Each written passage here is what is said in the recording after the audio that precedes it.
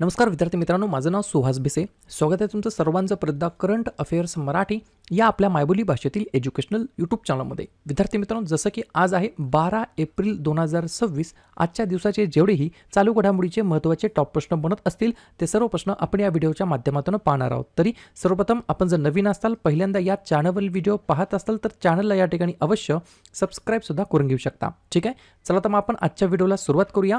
त्या अगोदर कालच्या व्हिडिओमध्ये जो काही शेवटचा प्रश्न विचारला होता त्या प्रश्नाचं उत्तर जाणून घेऊया. काय होता प्रश्न?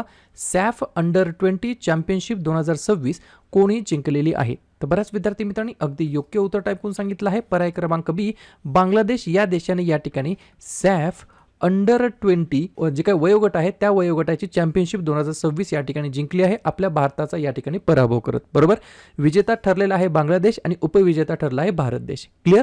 आता पाहूया विद्यार्थी मित्रांनो प्रश्न क्रमांक पहिला. टोटल संपूर्ण व्हिडिओमध्ये 12 प्रश्न असतील. सुरुवातीपासून शेवटपर्यंत व्हिडिओ प्रामाणिकपणे पाहण्याचा प्रयत्न करा. एक एक प्रश्न महत्त्वाचा आहे, तुम्ही कोणत्याही परीक्षेची तयारी करा. प्रश्न क्रमांक पहिला काय आहे? ऑपरेशन हिमसेतू कोणत्या राज्यामध्ये भारतीय लष्कराद्वारे राबवण्यात येत आहे? प्रश्न क्रमांक पहिल्याचं योग्य उत्तर आहे पर्याय क्रमांक डी, सिक्कीम हे या प्रश्नाचं योग्य उत्तर असणार आहे. तर या ठिकाणी ऑपरेशनचं नाव काय आहे? ऑपरेशन हिमसेतू. हिमसेतू याच्यावरून लक्षात आलं पाहिजे काहीतरी बर्फाच्या संबंधित आहे. बरोबर, या ठिकाणी लक्षात घ्या. पर्टिक्युलरली कोणतं ठिकाण आहे तर उत्तर सिक्कीम, त्या ठिकाणी लाचेन ते चुंगथांग या दरम्यान हे ऑपरेशन राबवण्यात येत आहे.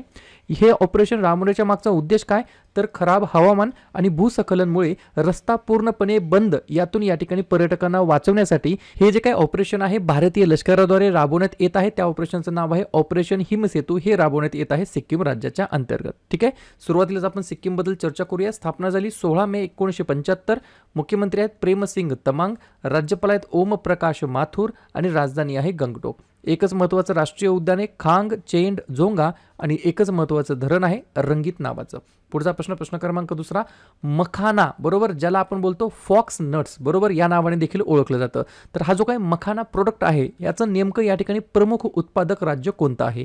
2 नंबरच्या प्रश्नाचं योग्य उत्तर आहे पर्याय क्रमांक सी, बिहार हे या प्रश्नाचं योग्य उत्तर असणार आहे. तर बिहार राज्याच्या अंतर्गत माझ्यामध्ये 90% जे काही मखानाचं प्रोडक्शन आहे जगामध्ये, बरं का, ग्लोबली, ते या ठिकाणी बिहार राज्याच्या अंतर्गत होतं. तरी सुद्धा 2-4 पॉईंट्स आहेत ते लिहून घ्या. मखाना, ज्याला आपण बोलतो फॉक्स नट्स, जे भारतातील सर्वात मोठे उत्पादक राज्य बिहार आहे. बिहार हे जगातील एकूण मखाना उत्पादनांपैकी सुमारे 90% उत्पादन करतं मखानाचं, ज्यामुळे ते या पिकाचे प्रमुख केंद्र या ठिकाणी बनलेलं आहे.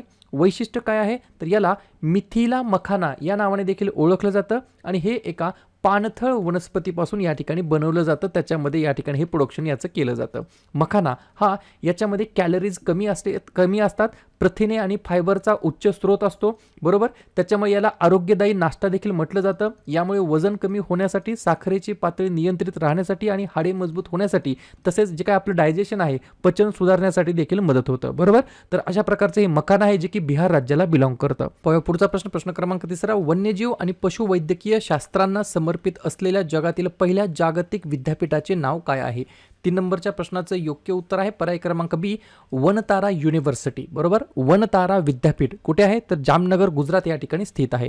हे या ठिकाणी वन्यजीव आणि पशुवैद्यकीय शास्त्रांना समर्पित असलेलं जगातील पहिलं जागतिक विद्यापीठ आहे, ज्याचं नाव वनतारा विद्यापीठ. उद्दिष्ट काय तर वन्यजीव संवर्धन, पशुवैद्यकीय विज्ञान आणि प्राणी संगोपनामध्ये जागतिक दर्जाचे शिक्षण आणि संशोधन प्रदान करणे. याच्या ठिकाणी वैशिष्ट्य काय आहे? जगातील पहिलं असं एकात्मिक विद्यापीठ आहे जे पूर्णपणे वन्यजीव आणि पशुवैद्यकीय विज्ञानासाठी समर्पित आहे. आणि पर्टिक्युलर ठिकाण कुठे आहे तर मी आता सांगितलं जामनगर गुजरात या ठिकाणी. क्लिअर? पुढचा प्रश्न, प्रश्न क्रमांक 4. खालीलपैकी कोणत्या राज्य सरकारने भारताचा पहिला चालक विरहित पॉड टॅक्सी प्रकल्प सुरू केलेला आहे? तर पर्याय क्रमांक ए, आपलं राज्य, महाराष्ट्र राज्य हे या प्रश्नाचं योग्य उत्तर असणार आहे. 100% येणाऱ्या सर्व प्रकारच्या एक्झाममध्ये हा प्रश्न विचारला जाणार. याच्याबद्दल काही 5-7 पॉईंट्स आहेत ते लिहून घ्या. पहिला पॉईंट, MMRDA मुंबई महानगर प्रदेश विकास प्राधिकरणाद्वारे भारताचा पहिला चालक विरहित पॉड टॅक्सी प्रकल्प सुरू करण्यात आला आहे. हा प्रकल्प काय आहे तर हे एक स्वयंचलित जलद वाहतूक प्रणाली आहे. ऑटोमेटेड रॅपिड ट्रान्झिट सिस्टम आहे, ज्याला बोलतो आपण आर्ट्स. बरोबर, ARTS. बरोबर, हे कुठे आहे तर वांद्रे कुर्ला कॉम्प्लेक्स, BKC ते कुर्ला मुंबई या दरम्यान आहे. वैशिष्ट्य काय आहे तर ही पॉड टॅक्सी बॅटरीवर चालणारी आहे. AI आधारित आणि पूर्णपणे स्वयंचलित आहे, 100% ऑटोमॅटिक आहे, बरोबर. पहिला टप्पा आहे जवळपास 3.36 किलोमीटरचा बांद्रा ते कुर्ला दरम्यान. एकूण टप्पा आहे 8.85 किमीचा. हा आकडा तुम्हाला लक्षात ठेवायचा आहे. याच्यामध्ये एकूण स्टेशन 22 आहेत. प्रत्येक पॉड टॅक्सीमध्ये 6 प्रवासी बसतील एवढी त्याची कॅपॅसिटी आहे आणि याचा वेग 40 किलोमीटर प्रति तास एवढं याचं काय आहे तर या ठिकाणी वेगाची कॅपॅसिटी आहे, बरोबर. तर मुंबईमध्ये धावणार आहे आता भारतातील पहिली पॉड टॅक्सी. त्याच्यामुळे प्रश्न विचारला जाऊ शकतो. जसं की तुम्हाला माहित आहे इग्नाइट अकॅडमी, बरोबर. इग्नाइट अकॅडमीचे आपले सर आहेत धनंजय कचाले, ज्यांनी already RTO AMVI assistant motor vehicle inspector 2011 आणि 2017चे ते पासआउट आहेत. दोन्ही एक्झाम त्यांनी क्रॅक केलेले आहेत. त्यांनी या ठिकाणी त्यांच्या यूट्यूब चॅनलवरती RTO AMVI बद्दल या ठिकाणी माहिती दिलेली आहे एका व्हिडिओच्या माध्यमातून. जवळपास या ठिकाणी 461 जागांबद्दल त्यांनी या ठिकाणी जाहिरात येणार आहे की नाही, जाहिरात कधी येणार आहे याच्याबद्दल सखोल माहिती त्या ठिकाणी दिलेली आहे. तुम्हाला या व्हिडिओची त्यांच्या यूट्यूब चॅनलची लिंक डिस्क्रिप्शन बॉक्समध्ये आणि आय बटनमध्ये देऊन ठेवतो. जेव्हा तुम्हाला वेळ भेटेल तेव्हा त्यांच्या चॅनलला जाऊन नक्कीच ही या ठिकाणी तुम्ही ॲडव्हर्टाईजचा व्हिडिओ पाहू शकता. क्लिअर. पुढचा प्रश्न क्रमांक 5. कोणत्या राज्याने अलीकडेच कर्करोगाला अधिसूचित करण्यायोग्य आजार म्हणून घोषित करण्यात आलेला आहे? 5व्या नंबरच्या प्रश्नाचं योग्य उत्तर आहे पर्याय क्रमांक डी, तेलंगणा हे या प्रश्नाचं योग्य उत्तर असणार आहे. यामुळे काय होणार आहे तर सरकारी आणि खाजगी रुग्णालयांना कर्करोगाच्या प्रत्येक रुग्णाची माहिती 1 महिन्याच्या आत देणे बंधनकारक झालं आहे, मॅन्डेटरी झालं आहे, बरोबर. या निर्णयाचा उद्देश कॅन्सरची अचूक आकडेवारी मिळवणे आणि उपचारांची प्रभावी योजना करणे हा याच्या मागचा उद्देश आहे. आणि पार्श्वभूमी लिहून घ्या, कर्करोग प्रकरणांची वाढती संख्या आणि लवकर निदानासाठी हे पाऊल उचलण्यात आलेलं आहे. या ठिकाणी म्हणून तेलंगणा राज्याने कर्करोगाला अधिसूचित करण्यायोग्य आजार म्हणून घोषित केलेला आहे. जे काही सरकारी हॉस्पिटल्स असतील किंवा खाजगी हॉस्पिटल्स असतील, बरोबर, दोघांनाही या ठिकाणी जे काही कर्करोगाचे रुग्ण आहेत त्या रुग्णांची माहिती येणाऱ्या अपकमिंग 1 महिन्याच्या आत देणे या ठिकाणी बंधनकारक केलेलं आहे. तेलंगणा हे या प्रश्नाचं योग्य उत्तर आहे. तेलंगणाबद्दल सांगायचं म्हटलं, स्थापना झाली 2 जून 2014ला. मुख्यमंत्री आहेत रेवंत रेड्डी, राज्यपाल आहेत शिवप्रताप शुक्ला, राजधानी आहे हैदराबाद. 2 महत्त्वाचे राष्ट्रीय उद्यान मृगावानी आणि महावीर हरिणा, 2 महत्त्वाचे धरण सिंगूर आणि पोचरम. पुढचा प्रश्न क्रमांक 6. गगनयान मोहीम अंतराळवीरांना परत आणण्यासाठीची दुसरी एअर ड्रॉप चाचणी कोणत्या ठिकाणी यशस्वी पार पाडण्यात आलेली आहे? 6व्या नंबरच्या प्रश्नाचं योग्य उत्तर आहे पर्याय क्रमांक सी, आंध्र प्रदेश हे या प्रश्नाचं योग्य उत्तर असणार आहे. तर आंध्र प्रदेश या ठिकाणी तुम्हाला माहिती आहे सतीश धवन स्पेस सेंटर जे की श्रीहरिकोटा या ठिकाणी स्थित आहे. त्या ठिकाणाहून गगनयान मोहीम अंतराळवीरांना परत आणण्यासाठीची दुसरी एअर ड्रॉप चाचणी या ठिकाणी सक्सेसफुली पार करण्यात आलेली आहे. आंध्र प्रदेश हे या प्रश्नाचं योग्य उत्तर असणार आहे. आंध्र प्रदेशबद्दल सांगायचं म्हटलं तर स्थापना 1 नोव्हेंबर 1953ला झाली. मुख्यमंत्री आहेत N चंद्राबाबू नायडू, राज्यपाल आहेत S अब्दुल नजीर, राजधानी आहे अमरावती. 3 महत्त्वाचे राष्ट्रीय उद्यान व्यंकटेश्वरा, पापीकोंडा आणि राजीव गांधी आणि 3 महत्त्वाचे धरण सोमशिला, श्रीशैल्यम आणि नागार्जुना सागर. मी आत्ता सांगितलं सतीश धवन स्पेस सेंटर श्रीहरिकोटा हे देखील आंध्र प्रदेश राज्याच्या अंतर्गत येतं. पुढचा प्रश्न, इंद्रावती व्याघ्र प्रकल्प कोणत्या राज्यामध्ये स्थित आहे? 7व्या नंबरच्या प्रश्नाचं योग्य उत्तर आहे पर्याय क्रमांक बी, छत्तीसगड या राज्याच्या अंतर्गत येतं. हा प्रश्न का महत्त्वाचा आहे तर लिहून घ्या, छत्तीसगडमधील इंद्रावती व्याघ्र अभयारण्य पर्यटकासाठी पुन्हा एकदा या ठिकाणी उघडले जात आहे. त्याच्यामुळे हे चर्चेमध्ये आहे, ज्यामुळे संघर्षाकडून संवर्धन आणि पर्यावरण पर्यटनाकडे एक नवीन बदल या ठिकाणी घडत आहे. हे राखीव क्षेत्र बहिरमगड आणि पामेड वन्यजीव अभयारण्यासह मिळून मोठे इंद्रावती क्षेत्र तयार करतं. तर हे जे काय मग इंद्रावती टायगर रिझर्व आहे ते या ठिकाणी येतं छत्तीसगड राज्याच्या अंतर्गत. छत्तीसगड स्थापना 1 नोव्हेंबर 2000 साली. मुख्यमंत्री विष्णुदेव साई, राज्यपाल रामेन डेका, राजधानी नया रायपूर. 2 महत्त्वाचे राष्ट्रीय उद्यान मी आत्ता सांगितलं इंद्रावती आणि कांजरघाटी आणि 3 महत्त्वाचे धरण गँग्रेल, मुरमसिल्ली आणि कुटाघाट.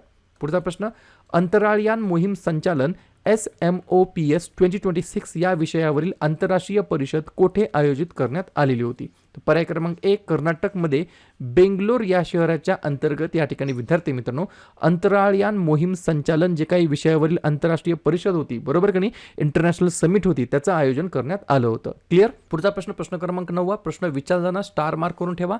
भारतामध्ये ब्रेल आणि सांकेतिक भाषा सेवा सुरू करणारे पहिले प्रादेशिक पासपोर्ट कार्यालय कोणते ठरलेले आहे? तर पर्याय क्रमांक डी, भोपाळ हे या प्रश्नाचं योग्य उत्तर असणार आहे. याच्या मागचा उद्देश काय तर दिव्यांग अर्जदारांसाठी पासपोर्ट प्रक्रिया अधिक सुलभ आणि समावेशक करणे हा याच्या मागचा एकमेव पर्पज आहे. तर भारतामध्ये ब्रेल आणि सांकेतिक भाषा सेवा सुरू करणारे पहिले प्रादेशिक पासपोर्ट कार्यालय ठरले आहे भोपाळ. पुढचा प्रश्न, वेव्ज काय वेव्ज OTT प्लॅटफॉर्म कोणत्या संस्थेने विकसित केलेला आहे किंवा डेव्हलप केलेला आहे? तर पर्याय क्रमांक सी प्रसार भारती. बरोबर. Waves WAVES Waves OTT platform याचा फुल फॉर्म आहे wireless access to virtual entertainment services. बरोबर. आणि याचा मागचा उद्देश काय विकसित करण्याचा?